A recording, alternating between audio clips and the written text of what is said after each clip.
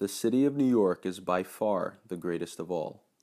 New York City culture is one of relentless ambition, filled with people whose drive knows no limits, and these are their stories. This is New York City Pulse.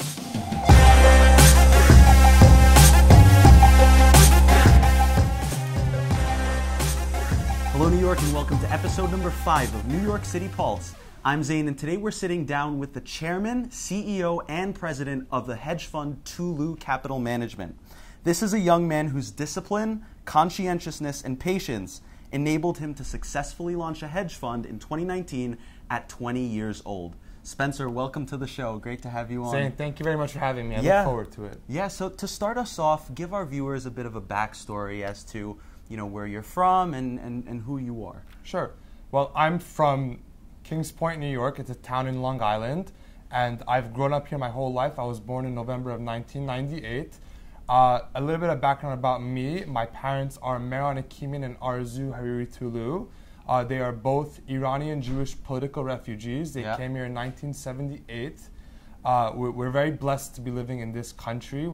A little bit of background about myself was that I had always had a passion in business. My father is a jewelry manufacturer. Yeah. He owns a jewelry manufacturing company based out of New York City, where we're filming this.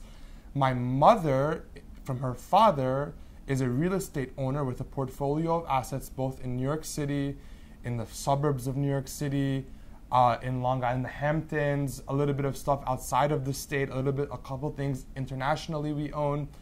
And I've combined the expertise of operating a business from my father that I've learned. I've grown up in his shadow my entire life. The way he operates a tight ship, the way he does, the way nothing gets past him in his company, the way that he is involved in the tiniest of transactions to the largest and largest of orders. My father is involved. This is the jewelry business, right? Correct. This is the jewelry manufacturing and wholesaling business. How he is involved in every little aspect of this.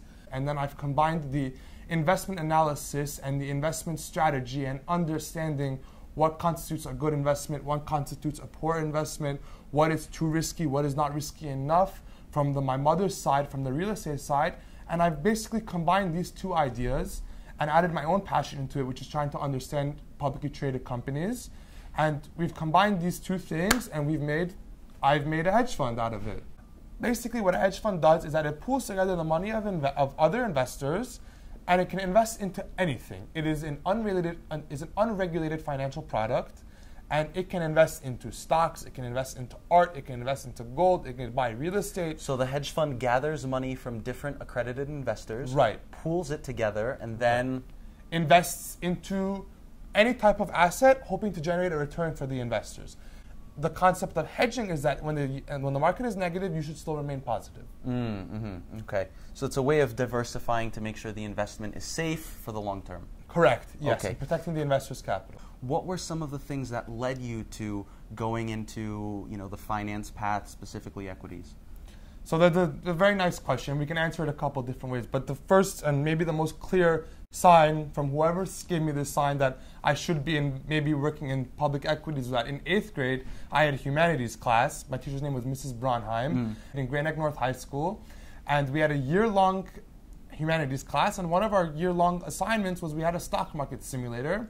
And I played, and not only was I first place, but I beat my professor by 38 percentage points. I had a net return of 51% that year. She had a net return of 13% in second place. And as you can imagine, 8th graders weren't doing too well that year, so we had a lot of negatives. Did you teach the class the following year? I was moved up to the big leagues the following year, so I moved there we on. Go. But the only issue with that was that it was just a simulator. It wasn't real. So my 51% return is just for fun somewhere on the internet somewhere. Great.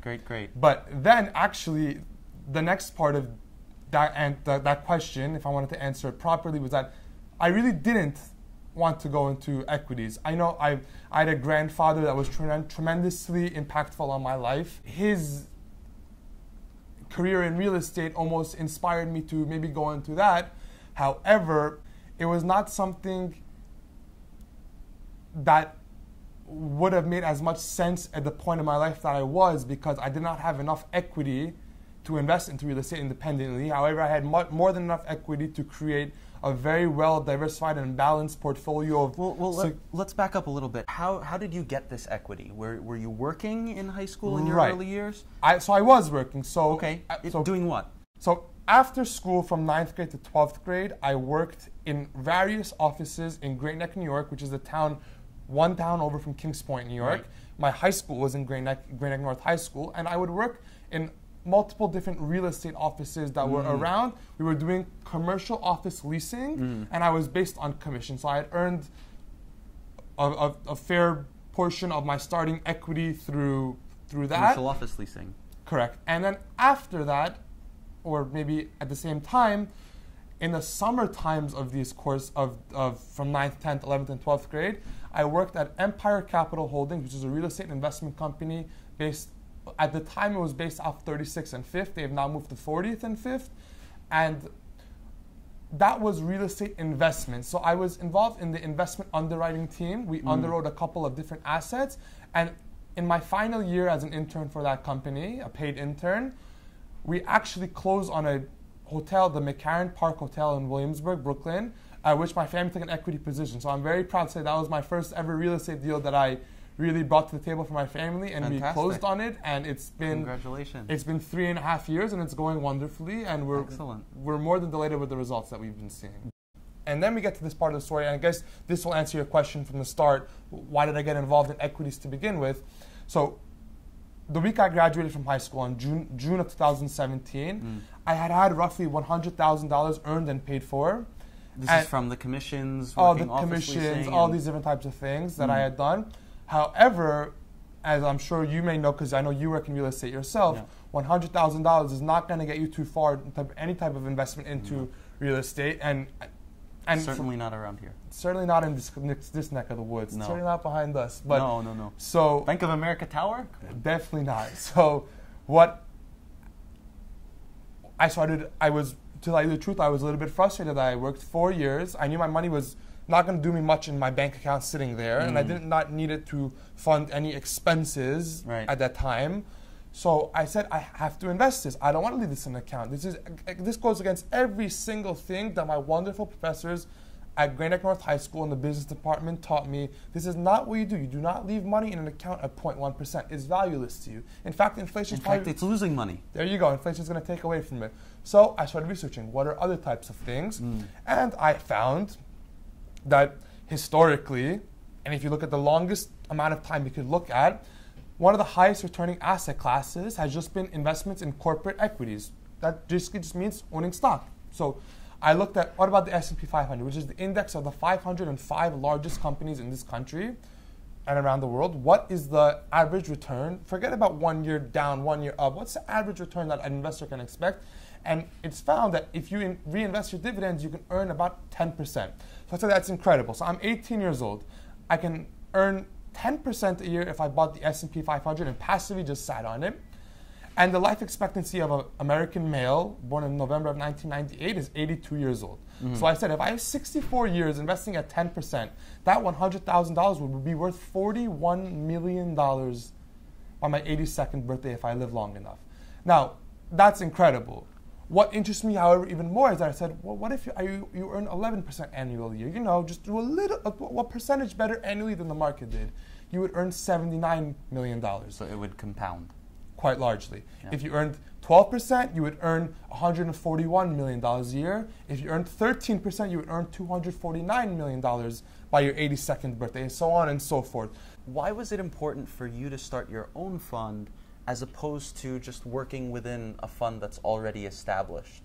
Sure. So the importance, personally to myself, why I wanted to start my own fund was that my strategy is pretty rare in the sense that we are investing with a lower margin of risk than the S&P 500. My risk-adjusted return, I don't want to talk in too much jargon, but for me to make $1 for the fund, I'm taking on a smaller degree of risk than the S&P 500, which is the benchmark, takes to make $1 of money for those investors. And basically the purpose of this is that hedge funds a lot of times take on riskier investments. They use options, they use put calls, they They will use leverage, which is borrowing money from the bank to buy stocks, which is historically quite a risky activity to partake in. Yeah.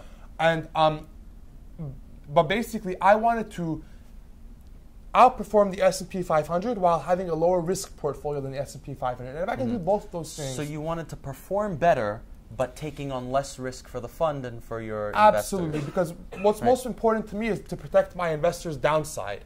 It's more important to me that if I get $1 million deposit from an investor, that his or her $1 million is safe permanently. Now, maybe there will no question be negative years in this equity market. Every decade will have one, likely maybe even two. However, if I can show the investors that we can, over sustained amounts of times, 3 years, 5 years, 7 years, 10 years, protect your capital. First, protect it. And second, grow it at a very, very attractive rate. I think we have a very compelling message for the investors on Wall Street. Now, how many hours would you say per week you spend, working and speaking with your clients, researching different companies? So working, whatever I'm not sleeping is working. So if I sleep 5 hours a night, let's say 19 hours a day, I do not work from Friday night to Saturday night for religious purposes. Right. But I work basically almost 6 days a week for my fund. Researching companies, which is after discussing any urgent matters with my investors, that's probably the bulk of my time. That maybe I spend 5 hours per day, maybe 6 hours per day, researching different companies, reading up on new news about my existing investments. Is my dividend payment going to increase this quarter? What's happened? Did my earnings per share increase? Are we buying back shares? What are we doing? Do we have a new CEO in place? Have we hired different people? What are we doing? I am not renting stock tickers that you see on a ticker tape going around on a building in New York City. Right. I am owning a small percentage of a business. And just like if you were to own any other business or a piece of real estate, you would not just buy it because a chart on Google said it's gone up. You would understand, what's this company worth? What's this building worth? What's the rent roll of this building? What's the earnings before interest, tax, depreciation, amortization? You would of the understand company? every aspect of the business, right? Right. It's the last thing I care about is the price. All the price tells me about is what other people are willing to pay for my investment. That doesn't indicate much to me about what the company is doing. Everything else is much more important to me than what the price is. The price is just for me to determine, is this too expensive or is this a fair price to pay for this investment? And what would you say is the most exciting thing about what you do? Like, what do you love the most about it in your day-to-day operations? What I love the most about it is the opportunities that I can create for the investors that are willing to be in my fund for the long term, for 10 years, for 20 years. Just the other week, an investor invested with me a portion of a child's savings account one day that won't be touched, God willing, for 20 to 25 years. And just the compounding effect that equity that those parents invested for their child, what it can do for that child over his lifetime.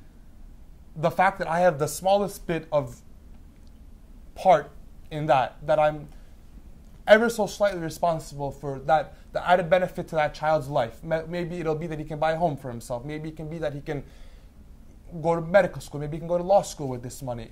That is what wakes me up every single morning. That's what runs me out of this bed. That is what I love, what I do. And I'm very fortunate that I love what I do, because I know a lot of people that do not love what they do. Right. And there's a saying that if you love what you do, you never work a day in your life. I work like 19 hours a day, and I love it. I'm jumping out of bed every single morning. So it's the possibility of growth that gets you excited and that you look forward to. 100%. The opportunities that are available. And what would you say are you most excited about moving forward? Like, let's say, within the next 5 years, what are you most excited for? And you can answer that personally, professionally, with the fund. Sure. So let's answer that personally first. I just got engaged a month ago in Miami Beach to my fiancée, Chelsea Namdar. There we go. That will, more than anything else I'm doing in my life, that will be the most important moment of my life up to now. And starting a family with her, God willing, having some kids one day will be incredible to do. And then on a less important business note, I think growing the assets under management of my fund will be an incredibly exciting journey. managing more capital, which I am anticipating because because the current investors' investment will rise in value 2 or 3 folds in the next 5 years. So growing the capital from what now to what in 5 years? Unfortunately, I will not be able to disclose what I can start with or what I will hopefully end with. Okay. But finding by new what investors, multiple do you hope to increase it by? If I can, in 5 years, if net of all fees and taxes investors must pay, if the investors' equity can double in 5 years, I'd be very happy for all of them. Wow. And if it can quadruple in a decade, I'd be more than happy. And then if it goes up 16 folds in 2 decades, then maybe I'll kick back on a beach in Cancun somewhere. Ooh, there we go. Speaking of 2 decades, thinking bigger picture and long term, like where do you see yourself in say 20 years, 2 decades? I hopefully see myself exactly where I am now in terms of still managing the fund. If the fund performs well enough, I would love to one day maybe create a public vehicle where I can take money on a permanent basis and invest it and maybe create a dividend program for the shareholders so they can get their money back. But if I could one day, 20, 25, 30 years from now, make this into a public corporation, that would be the end game of what I'm doing right now. Yeah, well, you're well on your way getting started early. And, I think it's clear to all of our viewers that you're very passionate about this. And so I'm curious, where does your ambition come from? What's the source that fuels you? The ambition for what I do comes purely from the fact that I love what I am doing. I cannot get enough of this industry. The bad days are not bad days. The good days are incredible days. Interacting with investors is incredible. Interacting with even people that don't want to invest in my fund, that tell me you're an idiot, even that is incredible. I love anybody that I've interacted with in my life. It's been an honor. Making my parents proud, hopefully that's what I'm doing. Making my in-laws proud, hopefully is what I'm doing. That's been incredible for me. Making my fiance proud has been incredible for me. And the passion truly, really stems just from loving what I do.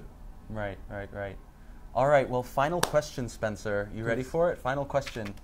Spencer Hakimian is? Spencer Hakimian is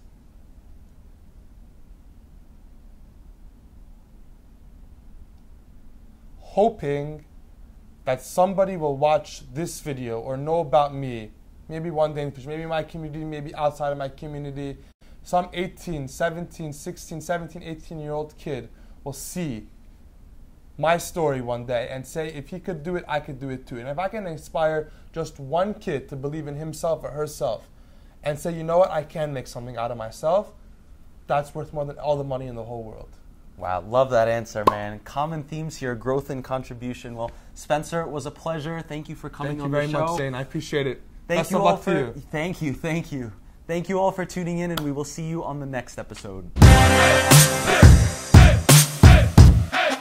We're very blessed to be living in this country. We're very glad that this is where we've landed at the end.